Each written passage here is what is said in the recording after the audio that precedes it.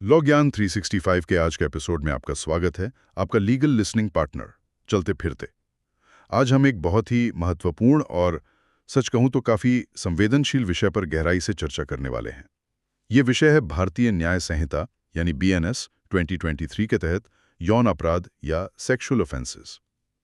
हम ये समझने की कोशिश करेंगे कि नए कानून में क्या बदलाव आए हैं, सजाओं को कैसे सख्त किया गया है और एक लॉ स्टूडेंट के नजरिए से कौन से बिंदु परीक्षा के लिए सबसे ज्यादा महत्वपूर्ण है। तो चलिए इसे विस्तार से समझते हैं।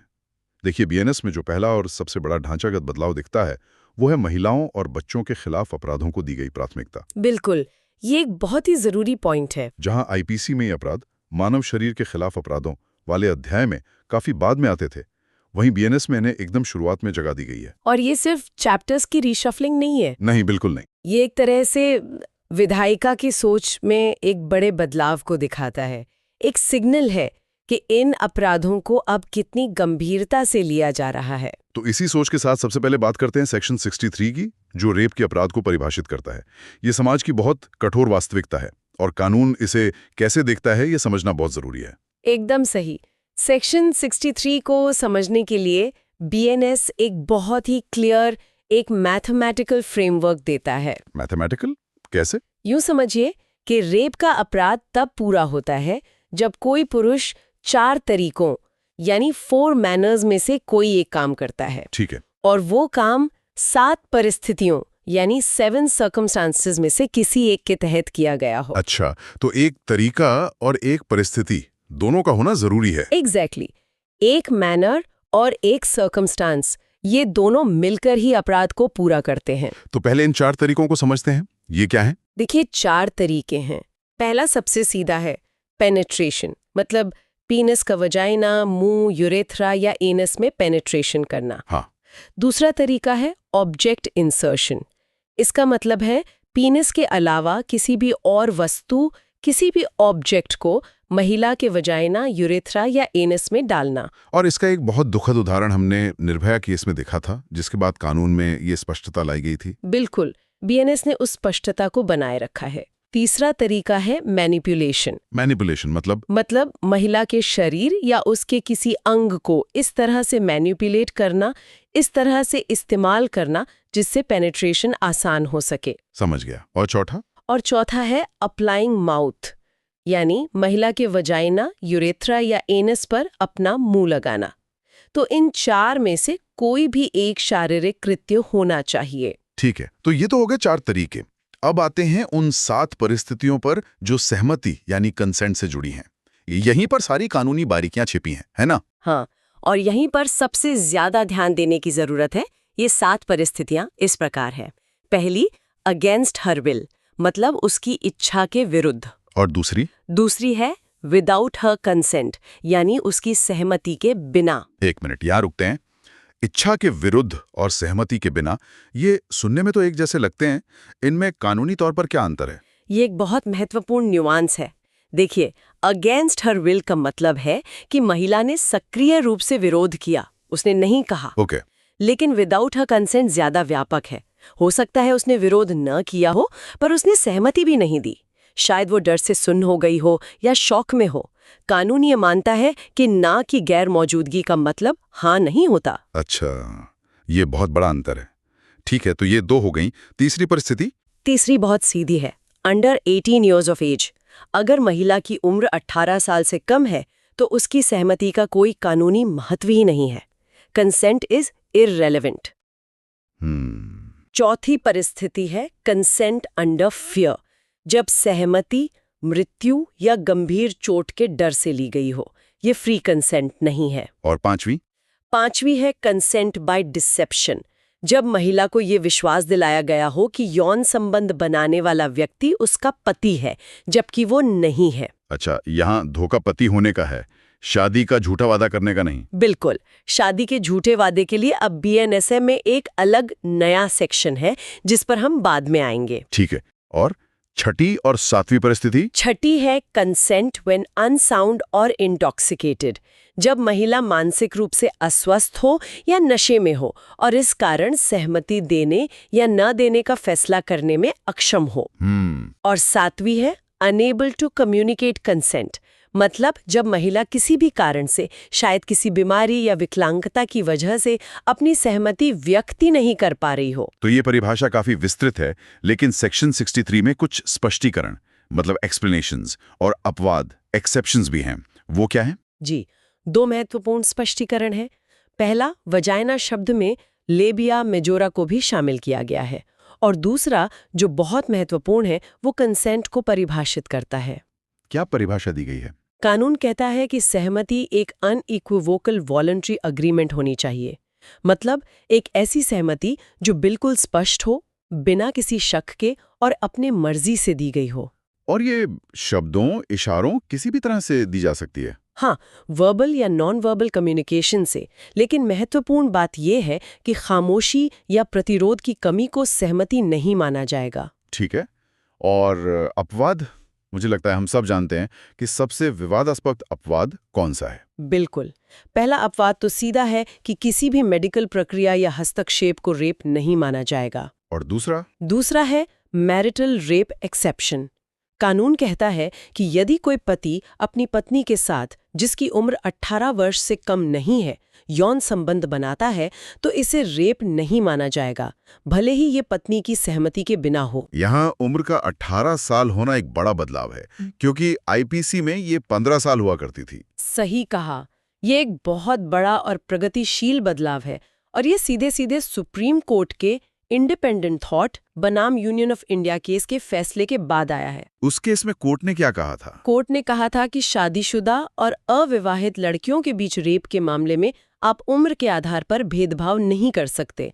ये एक लड़की की शारीरिक अखंडता, उसकी बॉडीली इंटेग्रिटी और उसके रिप्रोडक्टिव चॉइसेस के खिलाफ है। तो बीएनएस ने इसी न्यायिक दृष्टिकोण को कानून में शामिल कर लिया है। जी, भले ही मुख्य अपवाद अभी भी बहस का विषय है, लेकिन उम्र को 18 साल करना एक बहुत सकारात्मक कदम है। ठीक है, तो ये परिभाषा तो अविश्वसनीय रूप से विस्तृत है, लेकिन किसी भी कानून की असली ताकत उसकी सजा में होती है। तो चलिए सेक्शन 64 पर चलते हैं। बीएनएस ने सजा के मामले में क्या बदलाव किए हैं? सेक्शन 64 में सजा को 2 हिस्सों में बांटा गया है।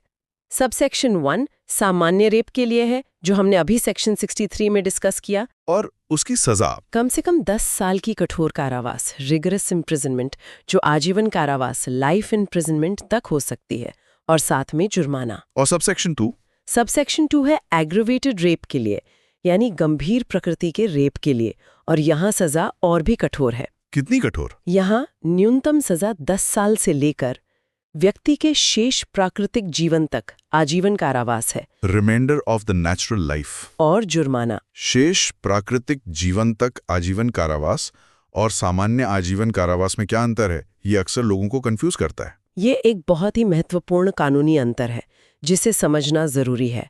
सामान्य आजीवन कारावास में सरकार सीआरपीसी के तहत सजा को कम, मतलब कम्यूट कर सकती है। मतलब दोषी को जल्दी छोड़ा जा सकता है। हाँ, अच्छे व्यवहार के आधार पर 14 या 20 साल बाद रिहाई संभव है। लेकिन जब कानून में साफ साफ प्राकृतिक जीवन के शेष तक लिखा हो, तो इसका मतलब है कि दोषी अपनी आखिरी सांस तक जेल में रहेगा। उसकी सजा को कम नहीं किया जा सकता। ये बिना मौत की सजा की सबसे कठोर सजा है। और एग्रीवेटेड रेप की श्रेणियां क्या हैं? किन मामलों को कानून इतना गंभीर मानता है? इसमें कई श्रेणियां हैं, जैसे एक है स्पेशल अक्यूज्ड, मतलब जब अपराधी कोई खास व्यक्ति हो? हाँ, जैसे कोई पुलिस अधिकारी, लोक सेवक, सशस्त्र बल का सदस्य या अस्पताल या जेल का स्टाफ, कोई भी ऐसा व्यक्ति जो विश्वास या अधिकार की स्थिति में है। इसमें रिश्तेदार और शिक्षक भी शामिल हैं। और दूसरा है स्पेशल विक्टिम, जब पीड़िता गर्भवती हो, विकलांग हो या एक ही महिला के साथ बार बार रेप किया गया हो। हाँ, और कोई श्रेणी? हाँ, स्पेशल केस, जैसे जब रेप सांप्रदायिक हिंसा के दौरान हुआ हो या पीड़िता को इतनी गंभीर चोट पहुंचाई गई हो कि वो स्थायी वेजिटेटिव स्टेट में चली जाए। और अगर पीड़िता की उम्र और भी कम हो तो? उसके लिए सेक्शन 65 है, जो सजा को और भी ज्यादा बढ़ा देता है।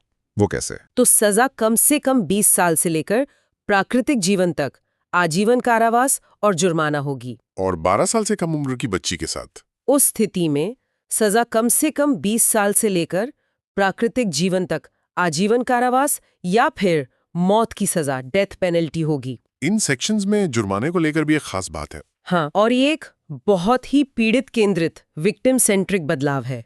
कानून कहता है कि जो भी जुर्माना फाइन लगाया जाएगा वो सीधे पीड़िता को दिया जाएगा। सरकारी खजाने में नहीं जाएगा। नहीं, वो पीड़िता को उसके चिकित्सा खर्चों और पुनर्वास रिहैबिलिटेशन के लिए दिया जाएगा। ये कानूनन महत्वपूर्ण है क्योंकि आमतौर पर फाइन सरकार के पास जाता है और मुआवजा अलग से दिया जाता है। यहाँ कानून ने फाइन को ही मुआवजे का रूप दे दिया है। ये एक बहुत अच्छा प्रावधान है। और सबसे गंभीर स्थिति सेक्शन 66, या वो स्थायी वेजिटेटिव स्टेट में चली जाती है। इसमें क्या सजा है? इसमें अपराधी को कम से कम 20 साल की सजा से लेकर प्राकृतिक जीवन तक आजीवन कारावास या सीधे मौत की सजा दी जाएगी। तो ये तो साफ है कि रेप के लिए बीएनएस में बहुत कठोर सजाएं हैं। लेकिन अब कुछ ऐसे सेक्शंस आते हैं जैसे 67, 68 और 69 जहां कानून रेप शब्द की जगह सेक्सुअल इंटरकोर्स शब्द का इस्तेमाल करता है। ऐसा क्यों? इसका मुख्य कारण ये है कि इन मामलों में किसी न किसी रूप में सहमति मौजूद होती है, लेकिन वो सहमति या तो किसी रिश्ते की वजह से अप्रासंगिक होती है या फिर धोखे से ली जाती है। तो कानून उन्हें रेप से अलग अपराध मानता है? हाँ, जैसे सेक्शन 67 ये उस पति पर लागू होता है जो अपनी पत्नी से कानूनी तौर पर अलग रह रहा है और फिर उसकी सहमति के बिना उसके साथ यौन संबंध बनाता तो है। क्योंकि वो पति पत्नी है इसलिए इसे रेप नहीं कहा गया? जी, इसे सेक्सुअल इंटरकॉर्स कहा गया है और सजा 2 से 7 साल तक है। ये उस ग्रे एरिया को कवर करता है। और सेक्शन 68 ये फिड्यूशरी रिलेशनशिप की बात करता है। इसका क्या मतलब है? फिड्यूशरी रिलेशनशिप मतलब विश्वास का रिश्ता, जहां एक व्यक्ति दूसरे पर निर्भर होता है या एक के पास दूसरे से ज्यादा शक्ति होती है, जैसे डॉक्टर मरीज, शिक्षक छात्र या मैनेजर कर्मचारी। सेक्शन 68 कहता है कि अगर ऐसी अधिकार की स्थिति में कोई व्यक्ति अपनी स्थिति का दुरुपयोग करके किसी महिला से यौन संबंध के लिए सहमति प्राप्त करता है तो ये अपराध है। क्योंकि ऐसी स्थिति में मिली सहमति को स्वतंत्र सहमति नहीं माना जा सकता। बिल्कुल, उसे बहला फुसला कर इंड्यूस करके हासिल किया गया है। इसकी सजा 5 से 10 साल तक है। और अब आते हैं सेक्शन 69 पर। ये पूरी तरह से नया है और शायद बीएनएस के सबसे ज्यादा चर्चित प्रावधानों में से एक है, शादी का झूठा वादा। हाँ, सेक्शन 69 एक बहुत महत्वपूर्ण संयोजन है। यह सालों से चली आ रही एक कानूनी उलझन का जवाब देने की कोशिश है। किस तरह की उलझन? पहले कोर्ट्स को ये तय करने में बहुत मुश्किल होती थी कि कौन सा मामला सिर्फ एक टूटा हुआ वादा है और कौन सा मामला धोखाधड़ी है। तो ये सेक्शन अब उस लाइन को साफ करता है। हाँ, ये साफ तौर पर उस व्यक्ति को दंडित करता है जो धोखे से, बाय डिसीटफुल मीन्स, या शादी का झूठा वादा, फॉल्स प्रॉमिस टू मैरी, करके किसी महिला के साथ यौन संबंध बनाता है, जबकि उसका इरादा शुरू से ही वादा निभाने का नहीं था। धोखे का मतलब और क्या हो सकता है? धोखे का मतलब नौकरी या प्रमोशन का झूठा वादा करना भी हो सकता है, या उन्हें पहचान छिपाना, जैसे अपना धर्म या वैवाहिक स्थिति छिपाकर शादी करना। इसकी सजा 10 साल तक की कैद और जुर्माना है। ठीक है, अब बात करते हैं गैंग रेप की। सेक्शन 70। इसमें एक आम गलतफहमी है कि इसके लिए एक से ज्यादा लोगों का शारीरिक रूप से अपराध में शामिल होना जरूरी है।